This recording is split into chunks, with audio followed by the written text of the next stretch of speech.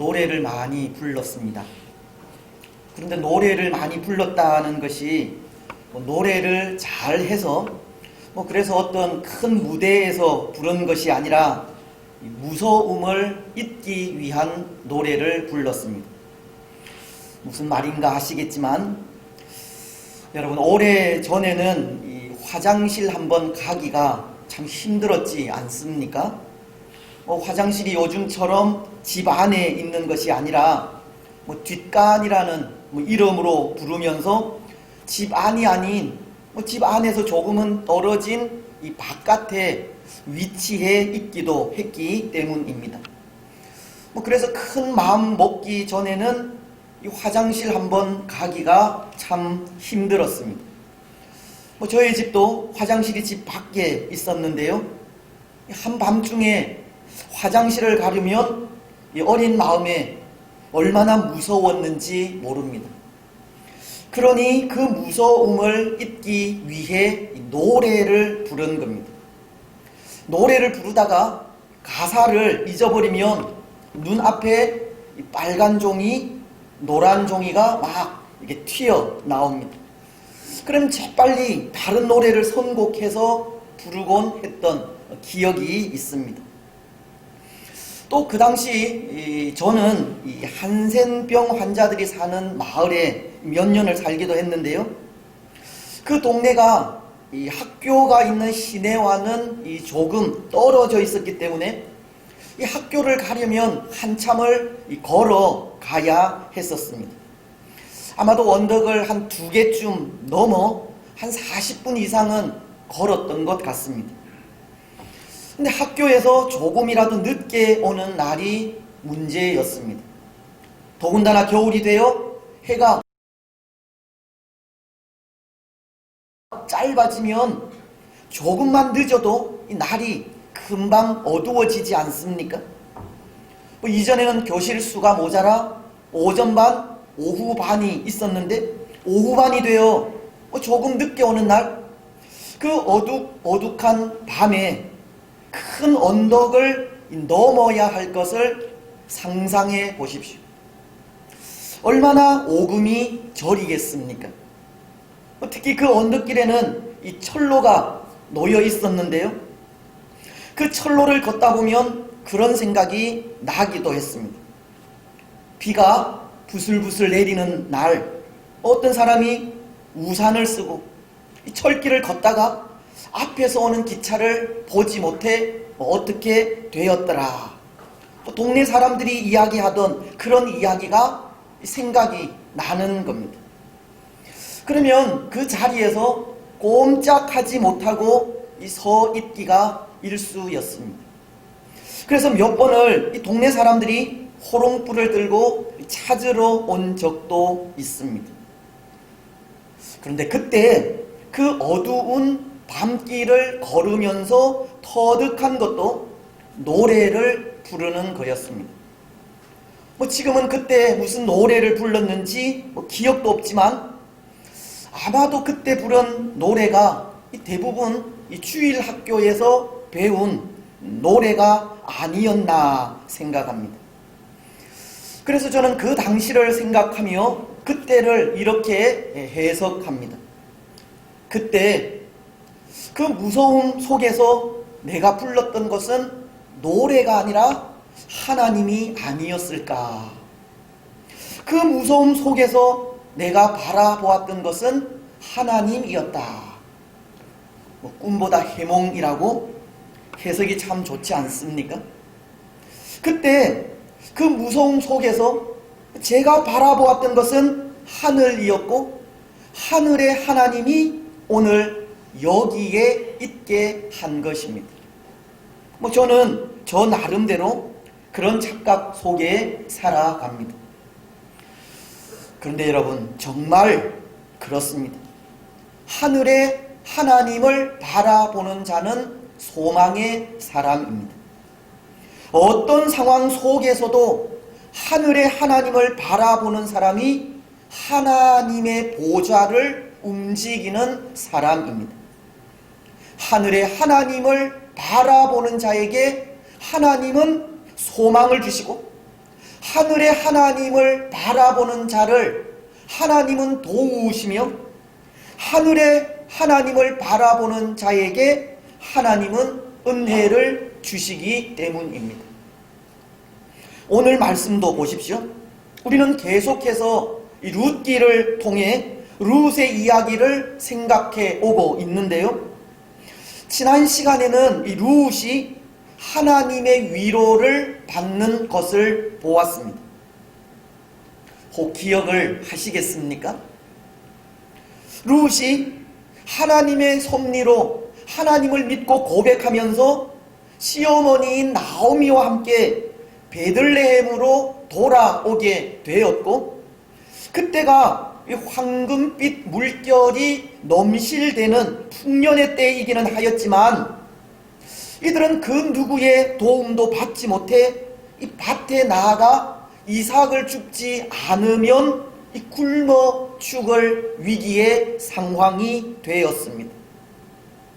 때로 그 상황 속에 이 룻은 바닷속 깊은 곳으로 빠질 만큼 이 절망할 수도 있었고, 하나님의 백성이 되겠다고 결심한 것을 후회할 수도 있었지만, 그래도 그는 하늘의 하나님을 바라보며 베들레헴을 떠나지 않았습니다. 그럴 때 하나님은 위로자인 보아스를 준비해 주신 겁니다.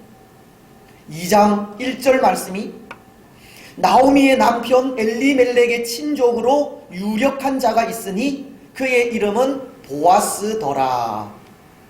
하나님은 보아스라는 위로자를 이 룻을 위해 준비해 두신 겁니다.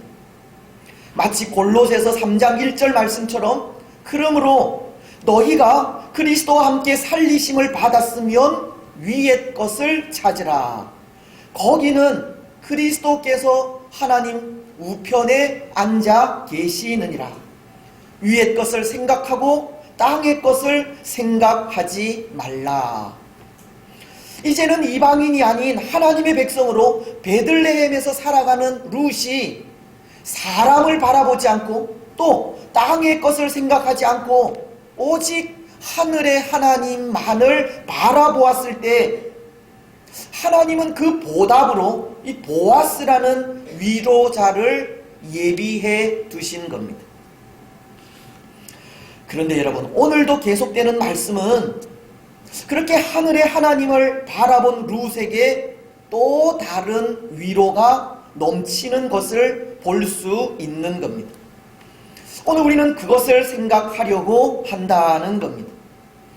먼저 14절 상반절은 이렇게 말씀하십니다. 식사할 때에 보아스가 룻에게 이르되 이리로 와서 떡을 먹으며 내 떡 조각을 초에 찍으라.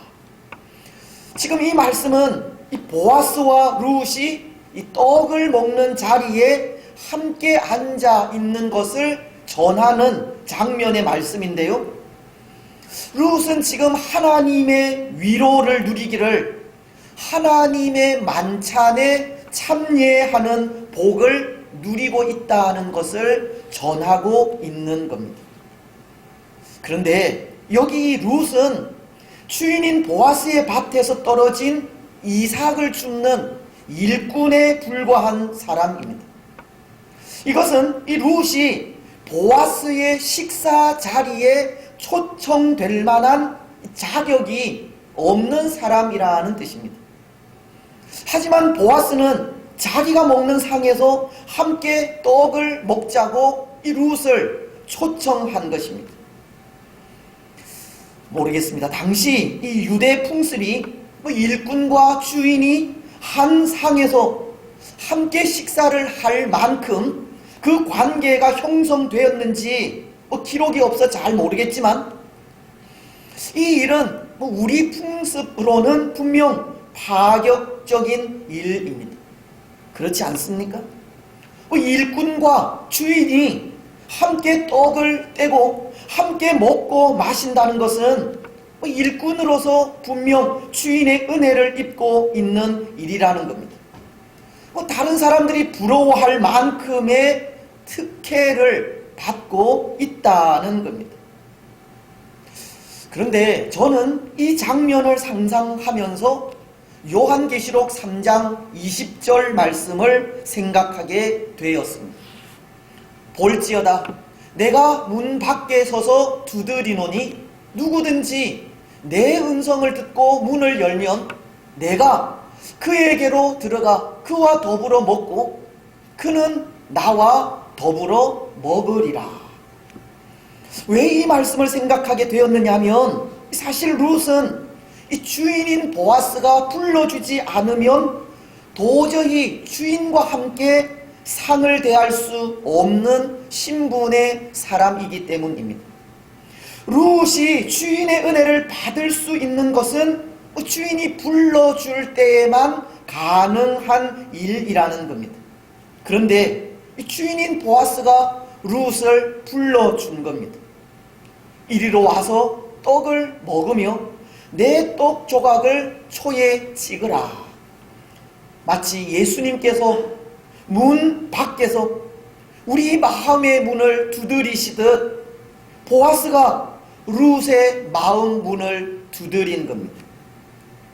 이방 땅 모압에서 하나님을 모르고 살아온 룻을 불쌍히 여기는 마음으로 시어머니를 따라 낯선 땅 베들레헴으로 무작정 찾아온 룻을 긍휼히 여기는 마음으로 풍년에도 불구하고 아무도 그를 돕지 않는 상황 속에 그래도 하나님만을 바라보고 하나님의 도성을 떠나지 않는 룻을 어여삐 여기는 마음으로 이 보아스는 예수님과도 같이 룻의 마음 문을 두드리고 있는 겁니다.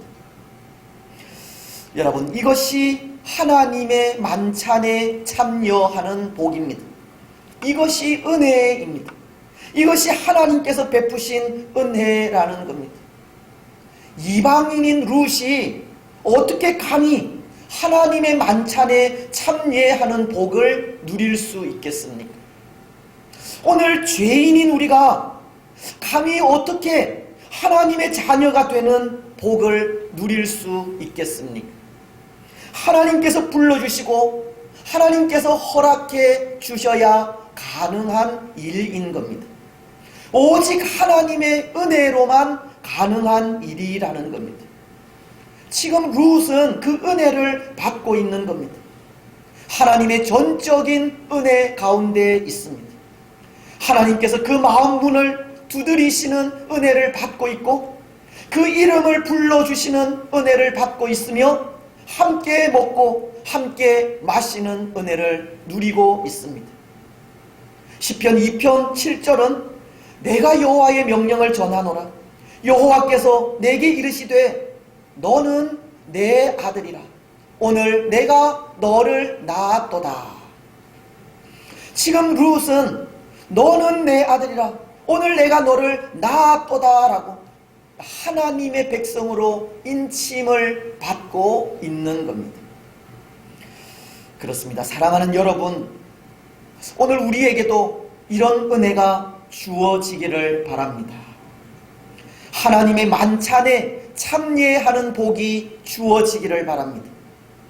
예수님께서 우리 마음의 문을 두드리시고 내가 너와 더불어 먹으리라 말씀하시며 너는 내 아들이라 불러주시는 은혜가 임하시기를 바랍니다. 그런데 사실은 하나님께서는 날마다 우리를 그렇게 부르시고 있습니다. 성대한 하나님의 만찬을 준비해 놓고 우리를 기다리고 있는 겁니다. 지금도 우리 마음의 문을 두드리시면서 우리와 함께 먹고 마시기를 원하십니다. 우리가 진 무거운 짐을 함께 지기를 원하시고 우리가 겪는 세상의 근심과 고통과 아픔을 함께 나누기를 원하시며 우리가 넘지 못하는 높은 산을 함께 넘어가기를 원하십니다. 오늘 보아스가 룻을 자기 상으로 초청하여 함께 음식을 먹고 마시듯 예수님은 하나님의 만찬석에 우리를 그렇게 부르시고 초청하시는 겁니다. 볼지어다 내가 문 밖에 서서 두드리노니 누구든지 내 음성을 듣고 문을 열면 내가 그에게로 들어가 그로 더불어 먹고 그는 나로 더불어 먹으리라. 마태복음 11장 28절 말씀도 수고하고 무거운 짐진 자들아 다 내게로 오라. 내가 너희를 쉬게 하리라. 여러분, 오늘 여러분들은 어떻게 하시겠습니까? 예수님의 이런 부르심에 응답을 하시겠습니까? 아니면 모른 채 하시겠습니까? 저는 오늘 우리 모두가 우리 마음의 문을 두드리며 부르시는 예수님의 음성을 들을 수 있었으면 좋겠습니다. 그리고 마음의 문을 열고 그 부르심에 응답하여 하나님의 만찬상에서 예수님과 더불어 함께 먹고 함께 마시는 복을 누렸으면 좋겠습니다. 찬송가 539장은 1절을 통해 이렇게 찬송하는데요. 너 예수께 조용히 나가 내 모든 짐 내려놓고 주 십자가 사랑을 믿어 죄 사함을 너 받으라. 주 예수께 조용히 나가 내 마음을 쏟아놓으라.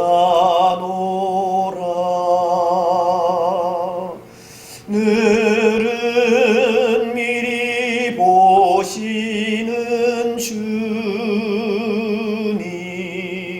그 은혜를 베푸시리.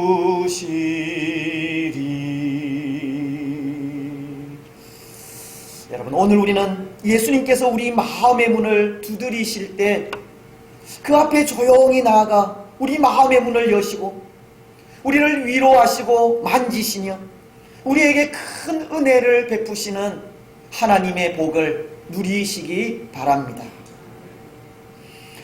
여러분, 그래서 오늘 보아스가 베푼 그 사랑에 어쩌면 룻의 마음엔 이 작은 사랑이 싹트게 되었는지도 모르겠습니다.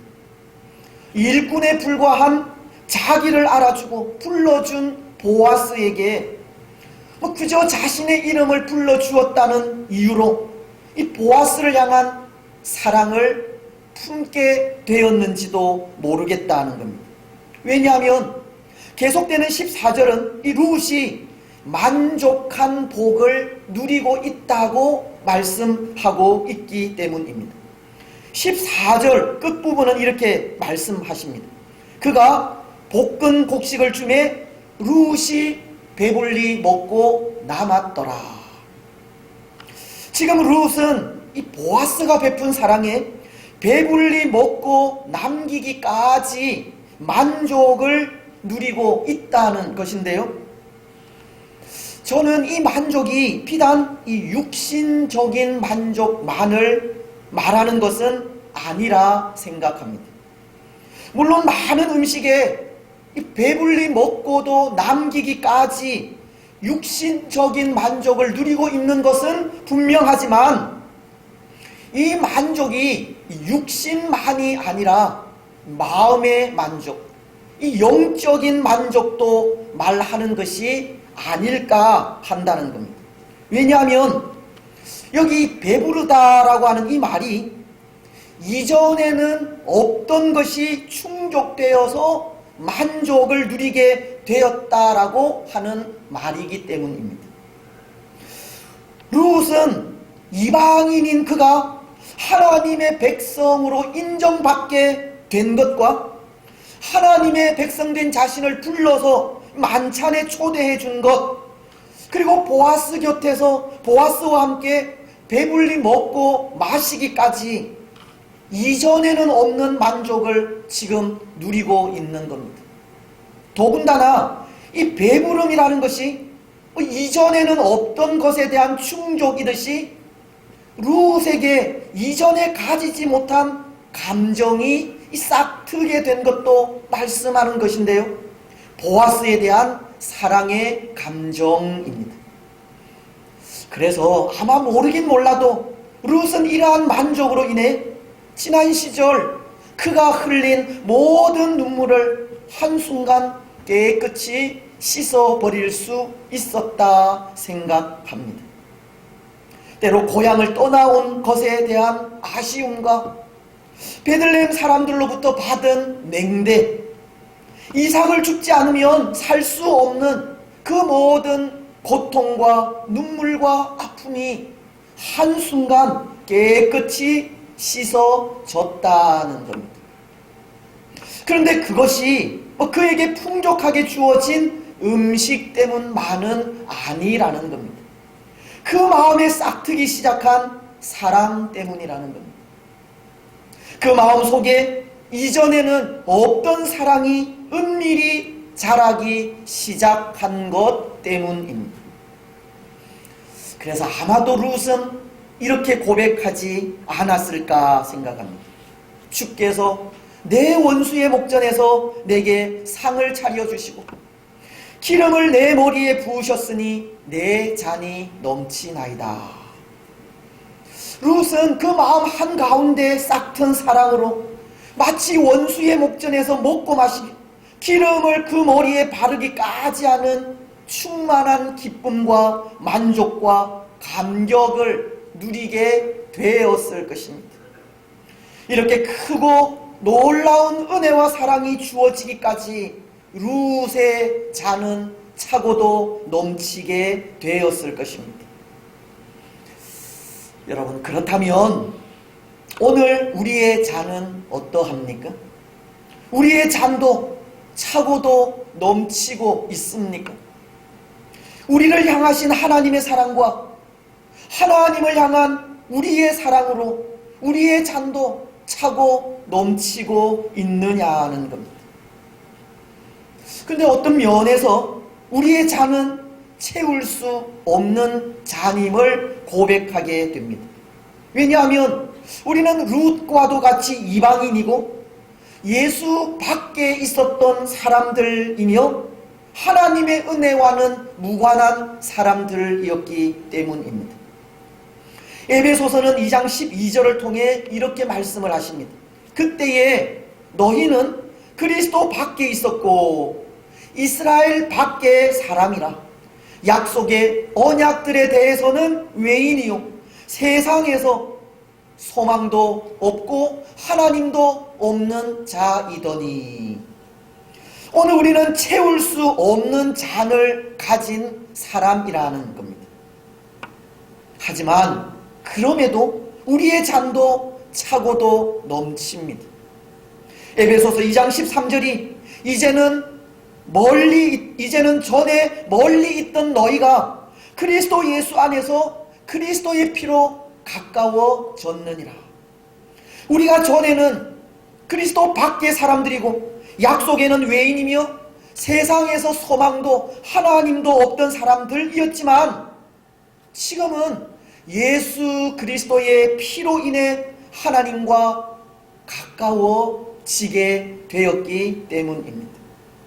그래서 에베소서 2장 19절이 그러므로 이제부터 너희는 외인도 아니요 나그네도 아니요 오직 성도들과 동일한 시민이요 하나님의 권속이라.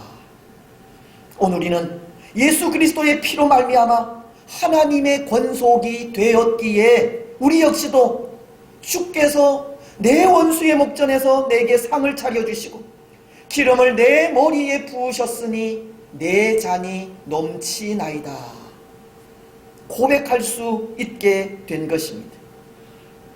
우리의 구원을 위해 십자가에서 죽으시고 부활 승천하신 이후 성령으로 임재하여 우리의 이름을 불러주신 예수님으로 인해 원수의 눈앞에서 먹고 마시기까지 우리의 잔도 차고도 넘치게 되었다는 겁니다.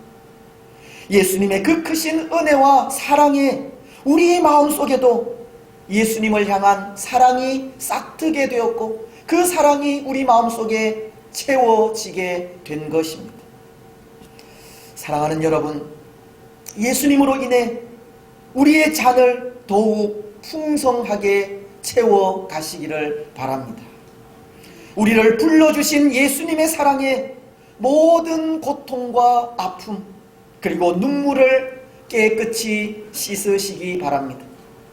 그리고 바울이 갈라디아서 6장을 통해 예수님의 사랑을 그 몸에 흔적처럼 지니고 있다고 고백한 것처럼 우리 마음속에도 예수님의 사랑을 지워지지 않는 흔적처럼 간직하시기를 바랍니다. 그래서 그 사랑으로 배불리 먹고도 남는 영적인 만족을 누리시기 바랍니다. 그리고 또 하나, 오늘 하늘의 하나님을 바라본 룻에게 임한 하나님의 위로가 있습니다. 그것은 하나님께서 늘 함께 하시고 동행하시는 은혜입니다. 오늘 21절 말씀은 이제 보아스로 인해 만족함을 누리고 집으로 돌아온 룻이 하루의 일을 시어머니인 나오미에게 알리면서 보아스가 한 말을 전하고 있는데요, 이렇게 말씀하고 있습니다. 모압 여인 룻이 이르되 그가 내게 또 이르기를 내 추수를 다 마치기까지 너는 내 소년들에게 가까이 있으라 하더이다 하니, 이 룻은 추수를 마치기까지 자기 밭에서 일하라고 한 이 보아스의 말을 시어머니인 나오미에게 전하게 된 것입니다. 그러자 나오미는 22절을 통해 다른 밭에서 다른 사람을 만나지 않는 것이 좋겠다는 말을 하게 되고, 그래서 룻은 23절을 통해 모든 추수가 끝나기까지 이 보아스의 밭에서 일을 하게 됩니다. 이에 룻이 보아스의 소녀들에게 가까이 있어서 보리 추수와 밀 추수를 마치기까지 이삭을 주우며 그의 시어머니와 함께 거주하니라. 여러분, 이것이 또 하나 룻을 위로하시는 하나님의 방법입니다. 함께 하시고 동행하시는 모습을 통해서입니다. 사실 룻은 보아스로 인해 배부름을 누리기는 했지만 걱정이 없었던 것은 아닌데요, 이삭을 줍는 이 일이 언제 끝날지 알 수가 없기 때문입니다.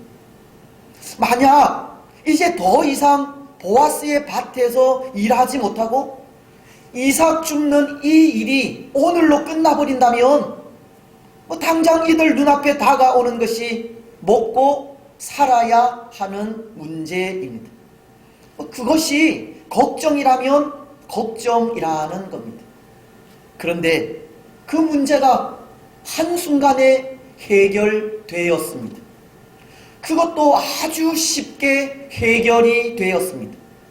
보아스가 룻에게 너는 내 소년들에게 가까이 있으라고 한 그 한마디 말 때문입니다. 그런데 여기 너는 내 소년들에게 가까이 있으라고 한 이 말은 결국 내가 너와 함께 있겠다고 하는 뜻의 말이지 않습니까? 너는 내 소년들에게 가까이 있으라고 하는 이 말은 내가 너와 함께 있겠다고 하는 말입니다. 내가 너의 양식을 책임지겠다는 겁니다. 그래서 룻이 보아스와 함께 있게 된다면 룻이 걱정하는 문제, 먹고 사는 문제는 해결된 거나 다름이 없습니다. 그렇지 않습니까? 그렇습니다. 사랑하는 여러분, 오늘 우리도 마찬가지인데요, 오늘 우리도 우리가 살아가는 삶에 대한 걱정이 수도 없이 많이 있지만 그 문제를 해결할 수 있는 방법이 하나 있습니다. 아주 쉬운 방법이 있습니다. 우리와 항상 함께 하시는 예수님을 믿는 일입니다. 세상 끝날까지 우리와 항상 함께 있겠다고 하신 예수님의 약속의 말씀을 믿으면 되는 겁니다. 마태복음은 28장 20절을 통해 이렇게 말씀을 하십니다. 내가 너희에게 분부한 모든 것을 가르쳐 지키게 하라. 볼지어다 내가 세상 끝날까지 너희와 항상 함께 있으리라 하시니라. 세상 끝날까지 우리와 항상 함께 하시겠다고 약속하신 예수님의 그 약속의 말씀을 믿고 순종하면 우리 사는 문제도 한순간에 해결이 되는 것입니다. 예수님께서 우리와 함께 하시겠다는 이 약속은 우리를 책임져 주시겠다는 말씀과 동일한 말씀이기 때문입니다. 오늘 보아스가 룻에게 너는 내 소년들에게 가까이 있으라고 한 것이 룻을 책임지고 돕겠다는 뜻이고, 그것으로 룻의 문제가 해결이 되어 가듯 오늘 우리 역시도 우리를 돕고 책임지기 위해 우리와 함께 하시겠다고 하신 예수님의 그 약속의 말씀을 믿고 순종하면 된다는 겁니다. 우리의 모든 문제는 한순간에 해결이 되는 겁니다. 다만 오늘 룻이 그와 함께 하겠다는 보아스의 약속을 믿고 의지하여 이 보리 추수와 밀 추수가 끝날 때까지 그의 소년들과 함께 있었듯이 우리 역시도 세상 끝날까지 우리와 함께 하시겠다는 약속의 말씀을 믿고 의지하면서 항상 하늘에 소망을 두고 살아가면 되는 겁니다. 사랑하는 여러분, 오늘 우리는 우리를 돕고 책임지시기 위해 우리와 함께 하시겠다는 예수님의 약속의 말씀을 믿으시기 바랍니다. 그 약속의 말씀에 우리 자신을 맡기고 의지하시기 바랍니다.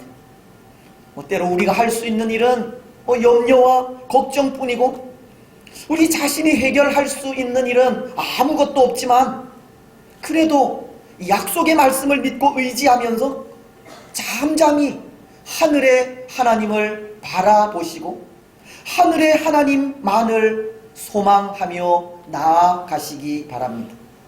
그러면 우리와 함께 하시는 하나님께서 분명 우리가 걱정하는 모든 문제를 해결해 주실 것이고, 우리에게 평안의 평안으로 인도해 주실 것입니다. 이제 말씀을 맺겠습니다. 사랑하는 여러분, 하늘의 하나님을 바라보는 사람이 하나님의 보좌를 움직이는 사람입니다. 높은 곳을 사모하고 그곳에 거하시는 하나님을 찾는 사람이 하나님의 위로와 평강을 누리는 사람입니다. 하늘의 하나님께 소망을 두고 변함없이 의지하는 사람이 비록 그 거하는 곳이 원수의 목전이라 할지라도 그곳에서도 배불리 먹고 마시며 차고도 넘치기까지 하는 잔을 받아 누리게 됩니다. 오늘 우리에게 바로 이런 은혜가 충만하시기를 바랍니다. 오직 하늘의 하나님께만 소망을 두시고 위의 것을 찾으며 우리와 늘 함께 하시는 예수님을 믿고 변함없이 의지하시기를 바랍니다. 그래서 그 삶을 통해 하늘 보좌를 움직여 모든 문제가 해결되고 평안을 누리며 우리의 잔이 차고도 넘치는 복을 받는 복된 주의 성도들이 되시기를 주님의 이름으로 축복합니다.